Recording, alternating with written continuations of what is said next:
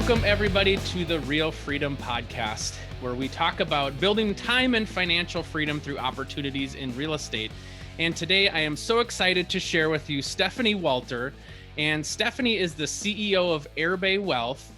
She specializes in syndications. She's a large-scale investor, and they've invested actually $80 million in real estate over the last 4 years. So prior to that, she had an insurance agency for about 15 years and recently sold that. And so we're going to talk about investing, syndications, and we're also going to touch a little bit here on 1031 exchanges, because I know a lot of people have questions about that as well. So we're so excited to have you. And why don't you just share a little bit more about you?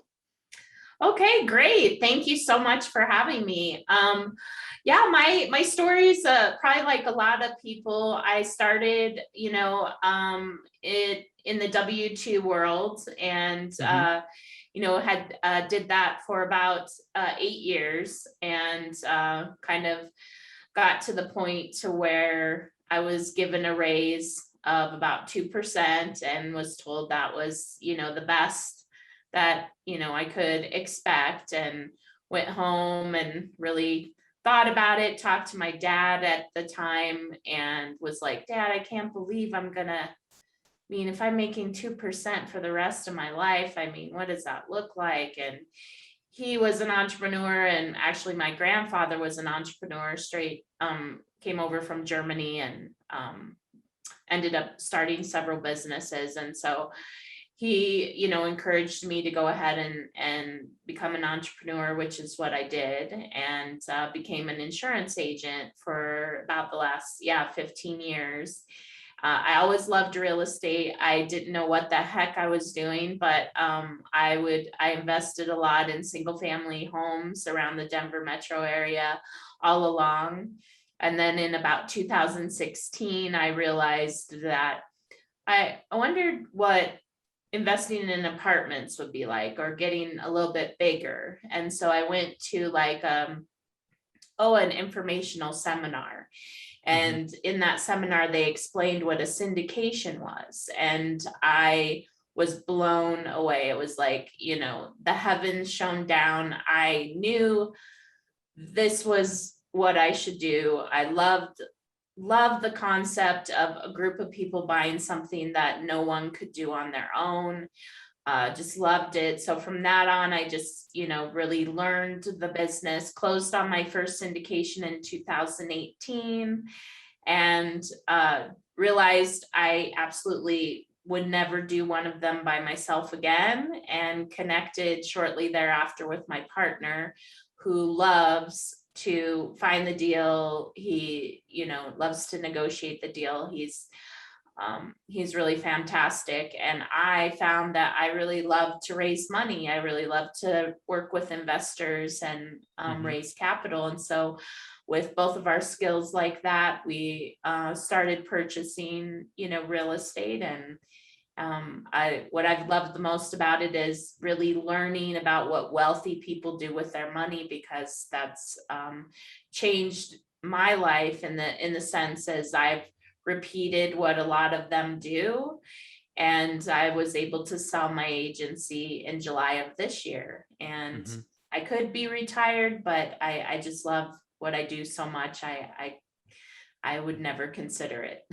So I know you had mentioned, kind of started out with single families, and I know there's a lot of people that will be listening to this that have always wanted to get into investing. And some people say start small and you can get bigger. Some people just say, why spend your time small when you just jump right in? But talk about your progression here from your early beginnings here to how that grew, so people can kind of understand that and see like, okay, here's a path that I could potentially follow.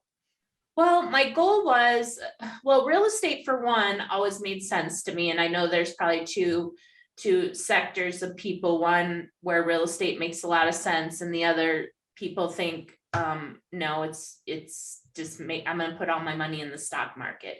Right. So for me, real estate always made sense. It's tangible. It's in an area I can know, in Colorado anyways, I could really have an idea of where the growth was going to be and stuff like that. And so my goal at that time, and that was in 2006, 2007 when I started doing that, was I wanted to buy a property every year. Mm-hmm. And so that was sort of the goal was, and I was single at the time, so I had a little bit more flexibility in the sense that of my lending, I could purchase the property, live in it, for a year and then move on to the next one and do it that way.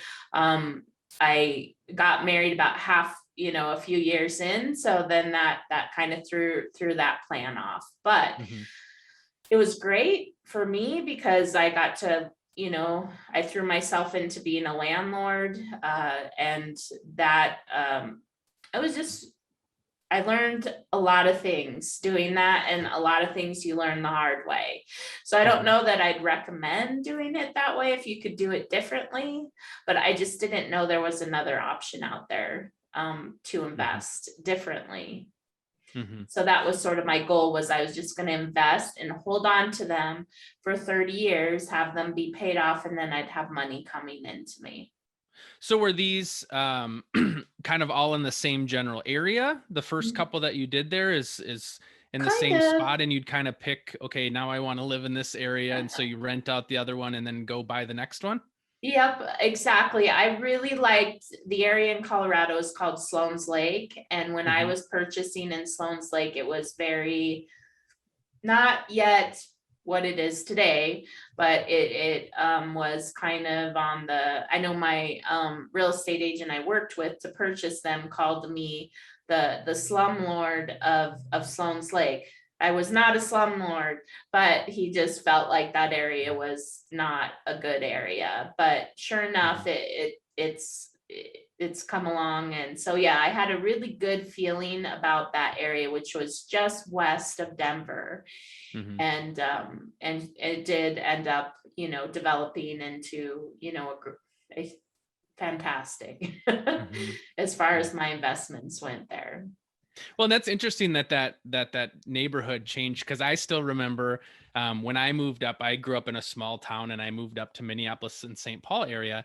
And my dad always told me about, where when he lived up in St. Paul, there was this area that was really bad. And I think he even told me a story about how I don't know if it was him or a buddy, but they woke up in the middle of the night and somebody was in their house stealing their TV, and it wasn't good. Well, the funny thing is, from when my dad lived there to now when I live there, it had totally changed. And it was kind of the yuppie area now, where there's a lot of, young professionals moving in, and there's a lot of shops opening up, and those neighborhoods can turn and change. So it's kind of having an eye for how is this neighborhood going to change over time. And yeah, you can benefit from that. Yeah, there's a lot of risks associated with it. And yet you get to reap the reward as those neighborhoods turn like that. Correct. Yes, for sure. Okay. So then moving on from single family, where's the next evolution there? Well, once I learned about syndications, I was, like I said, I loved the idea of them. And I wanted to put them together. And that was kind of my goal, was I'm going to, I closed on my first syndication in 2018, and realized, this is, I love doing it, but I needed more help, which is why I got my partner. And then I could focus solely on raising money. But what I really noticed was, once I started working with investors, and some of them are really wealthy and some of them are, just you like an accredited investor. So someone that just has a net worth of $1 million.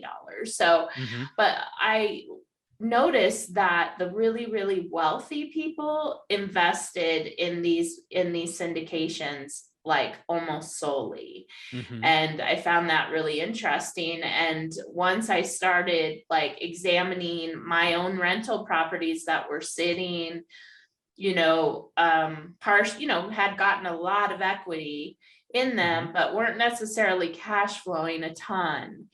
And by just realizing that money probably should be spent in these syndications, to where I could be getting, in our syndications, we give at least a 20% annualized return. So that's like that's kind of a no-brainer. So as I realized that, I started repositioning my money. Mm-hmm. And I have to say that syndication definitely opened a whole new world for me, but my wealthy investors really showed me how to make my money work for me Mm-hmm. and give me that cash flow that a lot of people just don't think of. But I think even the bigger thing is that I sleep really well at night. Mm-hmm. When I had a lot of rental properties, when the weather would get cold, or just I was out of town. It seemed like every time you're out of town, something would happen. And, Mm-hmm. you get that call at 2 a.m, and you just, it's not, it's not something anybody wants to have. So Mm-hmm. with investing in syndications is you put the money in and you have a professional team that manages it. So you don't ever have to deal with anything, and you just get your cash flow every month. So that was, once I started doing that and rolling my money into that, I was like, this is where I want my money to be, because I don't have to have that stress anymore. And Mm-hmm. that I didn't realize what a stress, because I was a landlord part-time. I didn't realize kind of what a stress that was until it Mm-hmm. was gone. Yeah. So then just to kind of recap for folks that maybe have heard of syndications, and I know you kind of dug in a little bit deeper, instead of you being the landlord, you being the potentially the property manager and getting all the calls, it's a professionally managed group where they take care of all that. And essentially you're just saying, take my money, and you want to align with good people, right? Because there's Right. there's syndications out there that don't work as well, but it's professionals doing what professionals do. And so you get a chance to just say, here's my money. And it kind of depends on the syndication, how much money you can put into it. But you're essentially just putting your money with a group of people, and you're getting more of a return. Yeah. And I think that's definitely a mindset change, because I've always been like, I need to do everything myself. I need to manage everything myself. But we're talking about people like my partner has almost 40 years of experience in Mm-hmm. real estate. These are some of the best minds, if you can find the right syndications, that will be running these deals, and they are running them because they want you to invest with them again. So they want to give you, 20% return, to where Mm-hmm. you can double your money in like 4 years and then do it again. Mm-hmm. That's their goal. So they're working to get the best return for you, which I hadn't experienced. It was just me working by myself, Right. trying to do what I could do with my single family homes. So what kind of, if I'm new and I'm hearing how awesome syndications are, how do I get started? How do I find people? And then kind of what are the financial requirements to get into one? Yeah, the syndications are the ones. It all comes down to team, and that's actually something you learn from the wealthy people as well, is that they do their due diligence on teams that they work for. They look Mm-hmm. for teams that have an excellent track record.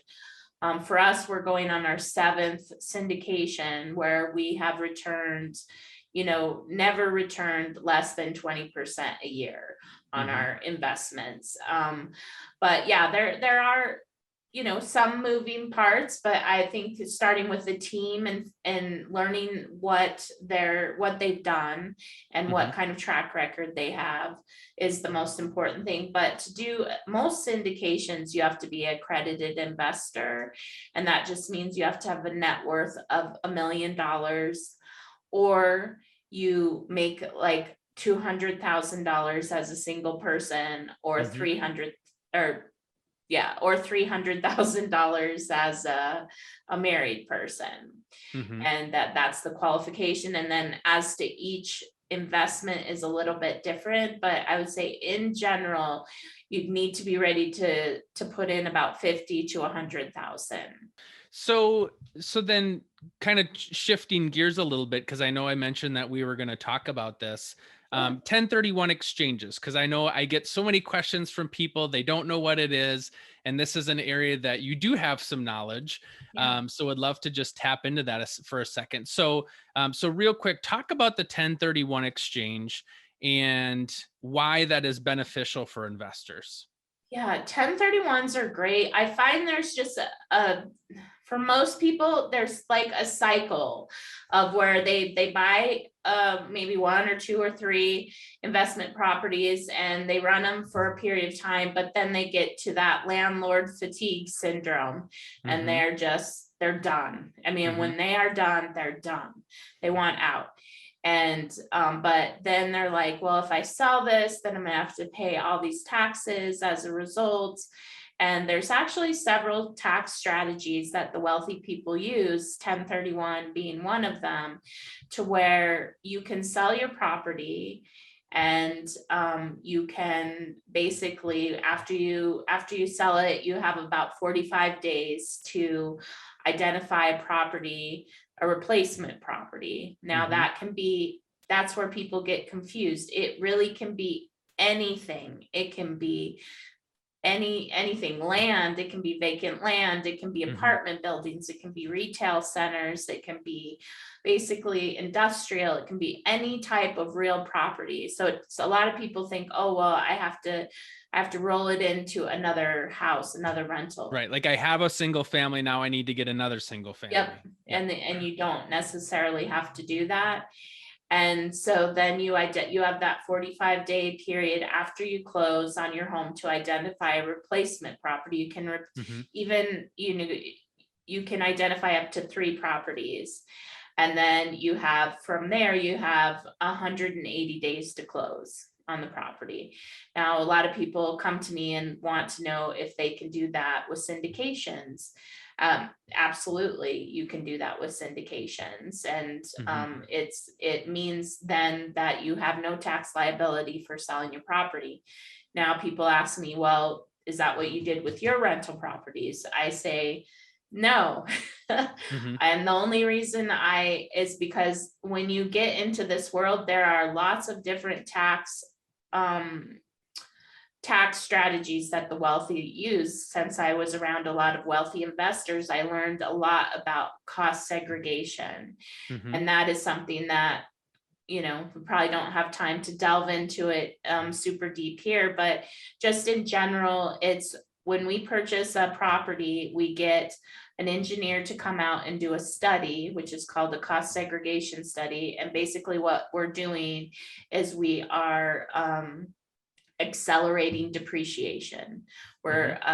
And by accelerating depreciation on a property that's worth like 10 million, $20 million, it ends up being an enormous tax savings that rolls over equally to all of the investors. And because of that's the way I did it, I was able to not even have to go through the trouble of a 1031 exchange. I just talked to, my partner and was sure that I would get enough tax segregation Mm-hmm. to offset my tax liability. Probably way too confusing, but just to let people know you have options. So I hate to see people being stuck being a landlord when they hate it, and just Mm-hmm. know that there are a lot of options that you can do to get out of it. Yeah. And I think the key is yeah, talking with a CPA, somebody who understands tax at a level higher than we do, and Right. just asking what those options are. Because yeah, if landlord isn't your thing and you want to get out, yeah, you don't want to have a taxable event if you can help it. So there are some other opportunities there. And like you said, if landlording a single family home or a townhouse or something like that isn't right, you can put it into a different type of class and still experience those tax benefits. So it's not like, well, I don't like this house, now I got to sell it and get a different house and still do the same thing. There's opportunities there. So I think that's something that people need to hear. And if you look at the life of, as you're building wealth, to not have those taxable events is huge. It's going to save you a lot of money that you can pour back into more and more property. And that is a key of what you just said, is that one of the keys of the wealthy that I've learned is they are not concerned solely with how much they're going to make on an investment. They are looking several steps ahead as to seeing what their exit strategy is and what their tax liability will be. And by doing both of those things, that's why they get wealthy. Mm-hmm. Now, I want to quick ask another thing, because I know that you've covered this in videos on your website, self-directed IRAs, Right. because I know that people also have questions about that, because as you talked about, right, like I can invest in real estate or I can invest in the stock market.